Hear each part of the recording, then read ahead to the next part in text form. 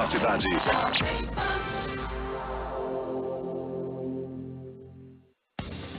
11h32, 11h32, do Ligado na Cidade. Leonardo de Souza está no centro, está saindo agora do centro da cidade, finalizando aquela hora que ele estava ali na Praça Machado de Melo. Eu agradeço a audiência Jovem Pan que por ali passou, e assim a gente vai discutindo a cidade e colocando essa hashtag Bauru Sem Dono para rodar e para crescer, fermentando, né, essa campanha. E por falar nela, Edgar, jamais eu me colocaria, tipo, olha, Bauru sem dono, a ideia, né, o conceito o viés que Bauru precisa desatar nós, né, tirar mordaças, algemas, enfim.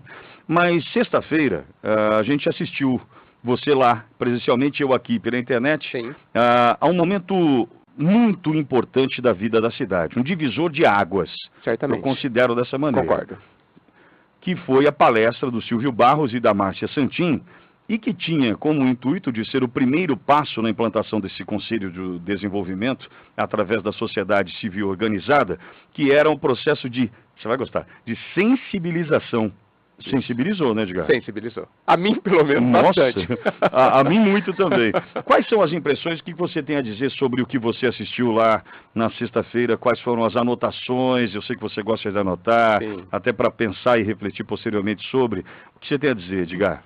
Olha, Pitoli, foi realmente um marco. Foram ditas coisas extremamente importantes. Foi um choque de realidade.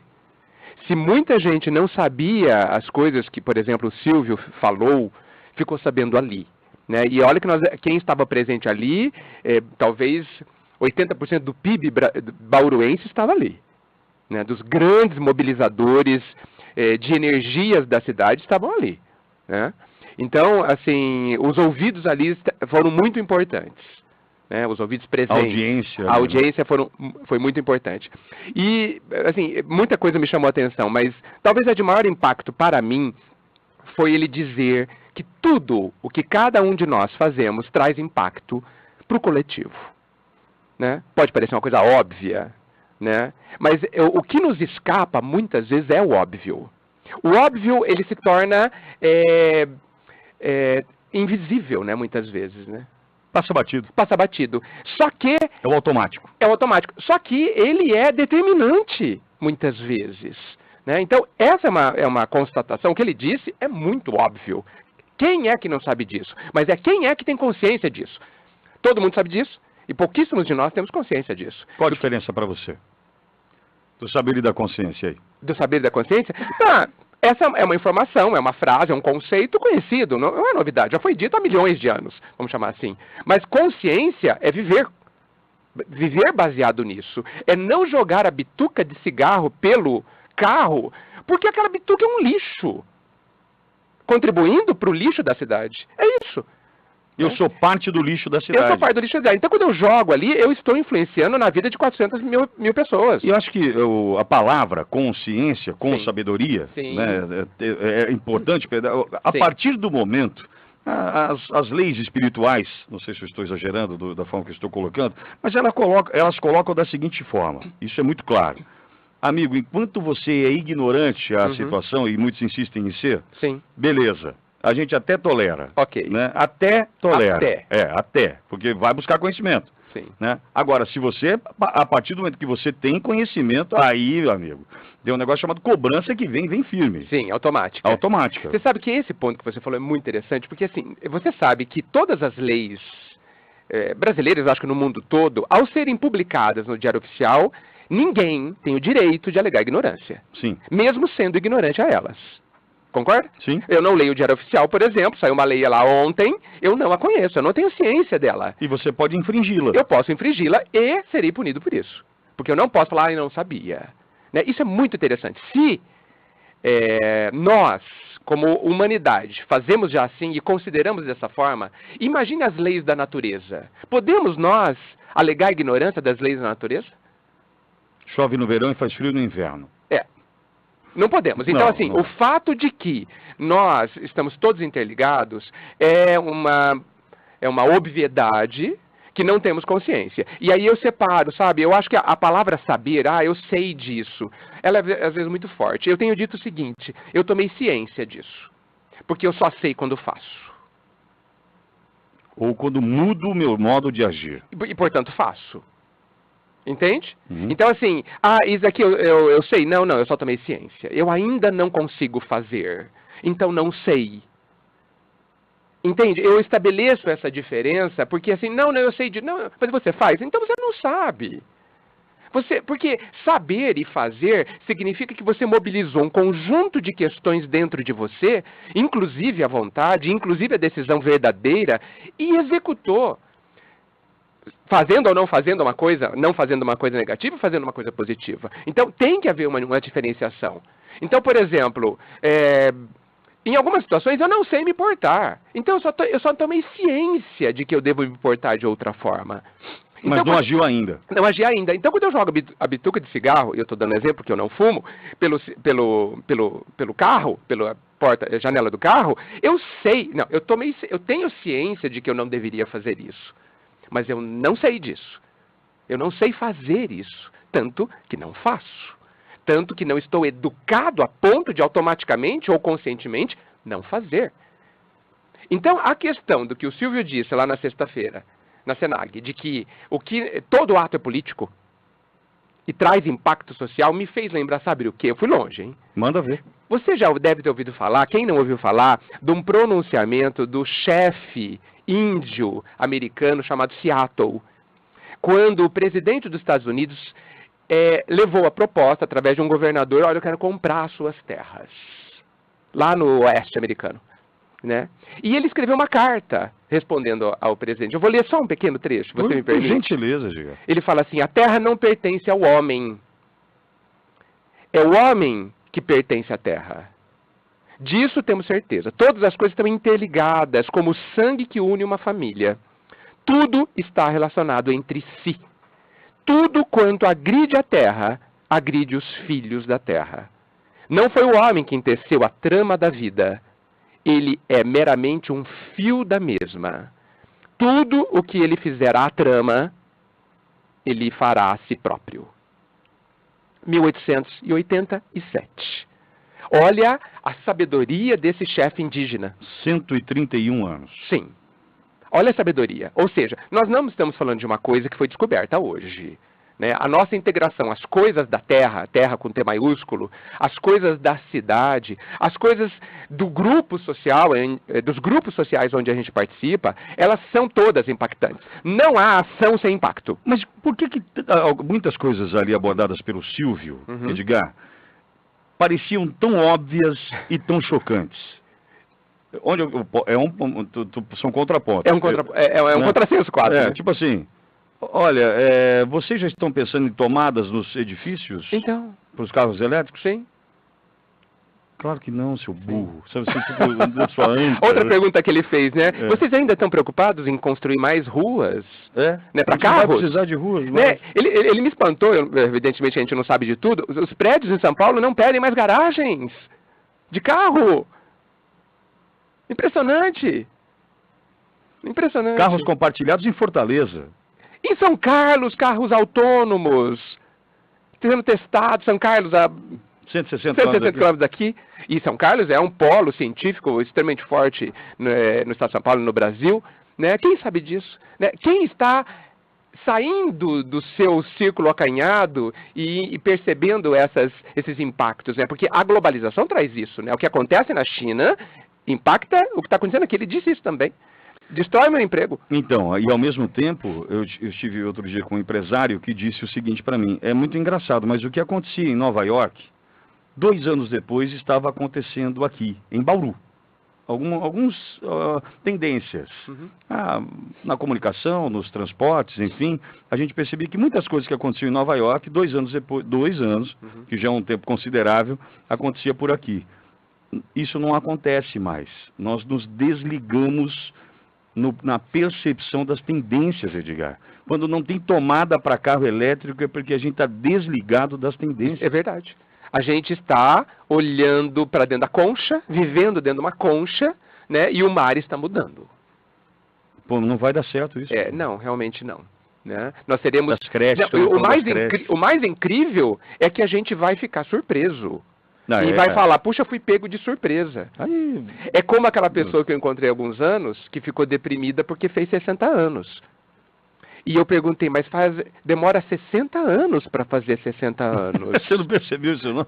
Né? Não é uma coisa repentina. E amanhã vou fazer 60. Exato, que surpresa. Olha como a gente vive inconscientemente, adormecido dessas realidades. Sim, sim. Não é? Sim. Então, assim, foi muito interessante. Eu espero que muitos tenham saído de lá impactados a ponto de não adormecer, de ter insônia nos próximos dias. Foi o assunto do final de semana, pelo menos na minha casa foi. Assim, fiquei muito contente com a quantidade de pessoas presentes ali e com a diversidade de pessoas. Né? Havia pessoas ali, haviam cidadãos comuns assim, não investidos de nenhum poder. Cargo, poder. Exato. Sim, vi pessoas comuns. Muitos ouvintes da rádio foram para lá. Sim. Eu tive essa notícia, fiquei muito feliz com isso. Pessoas que decidiram fazer parte do dia a dia de uma maneira engajada. Quer ver uma coisa interessante? Quando eu fui fazer a inscrição, perguntaram de que empresa eu era. E eu disse que eu não era. Eu estava ali como cidadão. Né? E essa pergunta me chamou muito a atenção. Né? Havia uma expectativa de que representantes empresariais estivessem presentes. Nenhuma crítica, mas existe um viés aí, né? Precisa ser de uma empresa? Não. Precisa ser bauruense. Precisa ser bauruense. Ou alguém que queira morar em Bauru ou investir em Bauru. Ou alguém que sente a necessidade de acordar. Sim. Acordar, a palavra é essa, Edgar. Acordar. Ou a cidade acorda agora, nessa discussão, nesse momento, ou não vai dar tempo mais. Ou a gente vai ser fadado a ser plenamente conduzido e ter que submeter às condições que irão se presenciar daqui a algum tempo. Segunda linha. Sim. Vai ser segunda linha. Sim. Esse carro não usa mais aqui, manda para Bauru. É aquela questão, né? Nós queremos ser protagonistas ou espectadores? É uma escolha. É uma escolha. E não é um espectador 2.0, aquele que vai interagir, não. Não, vai ficar só se submetendo, sendo submetido. É passivo. Exatamente. Ele citou um pensador chamado Thomas Sowell, parece. E ele falou uma coisa muito impactante. Eu sabia que você ia gostar dessa. Quando pessoas querem o impossível, somente mentirosos podem satisfazê-las. Nossa, olha, maravilhoso. Maravilhoso. Agora, isso é um recado para a população em geral. Para a eleição. Exato. Para os eleitores. Eleitores. Tá certo? É um processo. Né? Porque ele disse, muito interessante, porque ele estava dizendo ali com uma experiência política, partidária inclusive, de que muitas vezes ele era obrigado, entendi eu, né? Não sei se eu posso dizer isso dele, que ele era obrigado a ter um discurso, porque a população exigia o discurso. Quero ser enganado, me engana aí. Sim. Não, você é o meu salvador, você é o salvador da pátria, você vai resolver todos os problemas da cidade. Muito bem, então eu vou resolver. Você quer que eu diga isso, eu direi. E aí, veja, mas existe isso é capcioso, porque assim, se eu digo, eu me comprometo e depois serei cobrado, então é uma armadilha.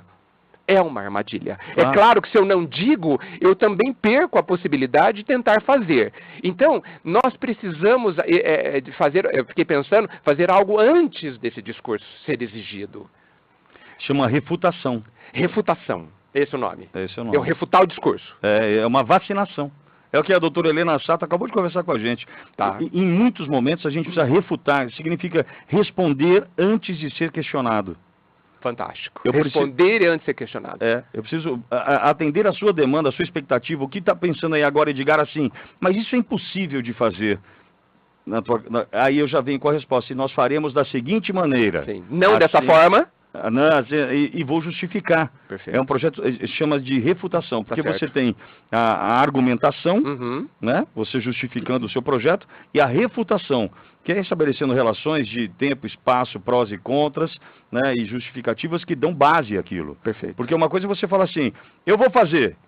Aí na sua cabeça, você na plateia, na audiência, fala assim, é louco, nunca, é impossível. Sim. Aí no teu discurso você já fala assim, e farei assim. Tanana, e vai passo a passo. Você refutou. Porque na abertura de espaço para ali, para perguntas, as pessoas... Como é que você vai fazer? Ele não precisou falar isso. Ele já disse. O discurso do Silvio é perfeito. Ele é um relógio. Sim. É claro, está testado. Está mais do que testado e aprovado. Sem dúvida. É um sucesso. Exatamente. Mas ele inspira. Sim. E ele inspira quando te faz pensar que o que você pensou está errado.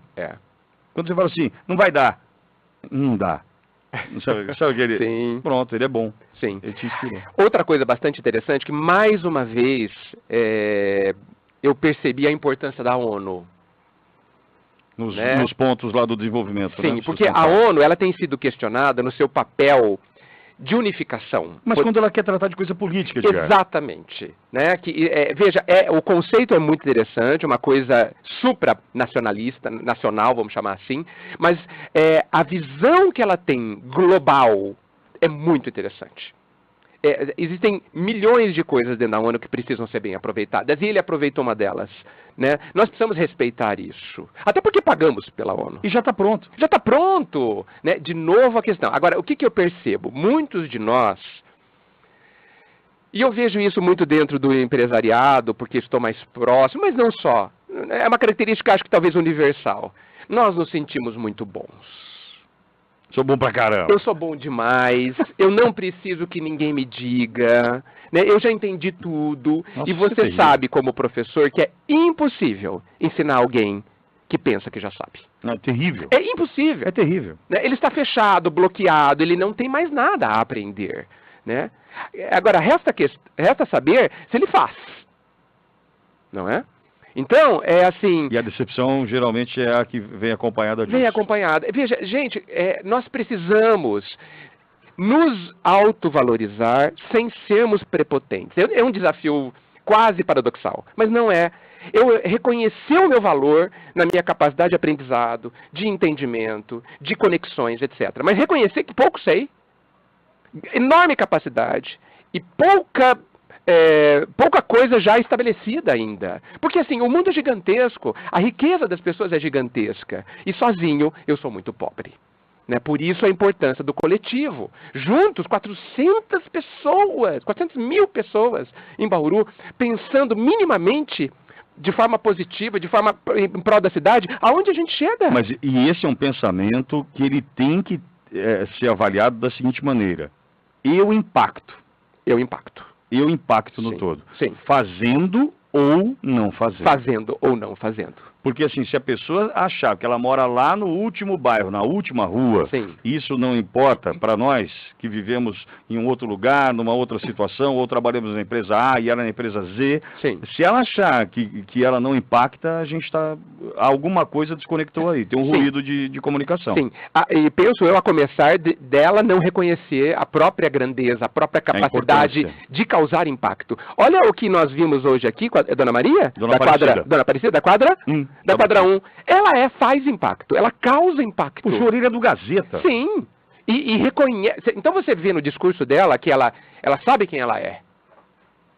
Ela não é um número no eleitor. Ela é uma pessoa e causa impacto quando vai a uma reunião, quando participa e quando fala de igual para igual, sem se diminuir, com uma autoridade. Que o Silvio, inclusive, colocou. Deixou muito claro. Sim. O político tem que ser cobrado, sim. Sem dúvida. Sem dúvida. E outra, né, Edgar, eu até tentei colocar, não sei se fui claro, falei isso para o Silvio, inclusive, posterior à palestra, na entrevista aqui, na rádio. Eu estava ouvindo. Que eu falei o seguinte, o prefeito passa a ser, de fato, um administrador. Sim. Um administrador de demandas. Sim. Ele não é o mentiroso mais que promete o que o eleitor quer ouvir simplesmente. Ele é alguém capaz, ele é alguém habilitado para fazer o seguinte, olha, eu tenho um orçamento de R$1 bilhão. Com este R$1 bilhão, nós vamos fazer isso dessa forma. Nós vamos conseguir pegar esse planejamento do Conselho de Desenvolvimento e agir dessa maneira. Sim, esse é o plano. Esse é o plano de execução. Sim. Ele vira, de fato, o poder executivo. Sim. Como é o nome? O nome. Do poder. Vocação para isso. Sim. Ó, tá bom, eu sei fazer isso. Seguindo um planejamento. Exato. Seguindo o planejamento discutido, tá certo? É claro que a gente vê também algumas questões de participação da população que são desprezadas pela população. E aí eu não sei se a população não acredita. Eu acho que sim. Né? Eu não sei se aquele espaço é só para inglês ver. Ele, na verdade, não é efetivo, eu não sei. Vamos lá, vamos imaginar. Vamos jogar no dia a dia. Uhum. Se a população entendesse que uma discussão oriunda, nascida na população, trouxesse melhoria para o transporte público, a população não participaria? Impactada diretamente? Entendo que sim. Eu vejo que sim. Sim. Agora, quando ela vai e não dá em nada, Sim. a passagem sobe, o ônibus continua sujo, ele não passa no horário, ele não atende a população, há uma desistência.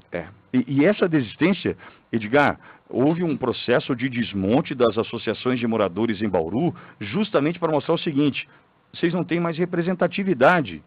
Quando a Jovem Pan recebe uma notícia, um pedido aqui do munícipe, com relação ao terreno que foi ocupado por cavalos, zoonose não dá sequência, e para a Jovem Pan tentar resolver, é porque algo se desconectou. Sim, porque os caminhos institucionais não estão funcionando. Não estão funcionando, sim, porque não há representatividade. Sim. Né? Então, quer dizer, a gente também precisa olhar nesse sentido. Né? Sim. Será que não há interesse de cansar realmente? Sim, sim. Como é o caso, talvez, que você levantou sobre o calçadão. Eu já pensei aqui naquela hora. A leitura que eu fiz foi naquele momento. Eu não fiz antecipadamente, mas a teoria da conspiração me fez pensar que vamos derrubar o calçadão, compramos aquilo pela metade do preço, revigoramos, revitalizamos, mudamos e triplicamos o valor. Podemos ou não podemos pensar assim? Podemos, nesse Brasilzão? É possível. Opa. Infelizmente, há muito essa questão maliciosa, né? Essa questão absolutamente egoísta, né? Absolutamente egoísta. Mas não tem absolutamente egoísta. E muitas vezes preponderante nessa coisa, viu? Sim, sim, infelizmente sim. Mais alguma constatação, Edgar? Não, eu acho... Veja, eu estou curioso com os próximos passos. São 7 passos, né? Só foi o primeiro, né? Pelo que eu ouvi, há uma expectativa de em 5 e 6 meses o grupo realmente ser instituído. Sim, né? Sim. A consultoria foi contratada, né? A única coisa que eu não consegui perceber é o que pode impedir que isso ocorra? Na verdade, Edgar, do que eu conheço disso, eu fui até Maringá conhecer isso em 2016. E veja, estou falando disso desde 2016. Você já falou isso para mim. Desde 2016. Há tempo, há muito tempo. Da importância disso, sim. Né?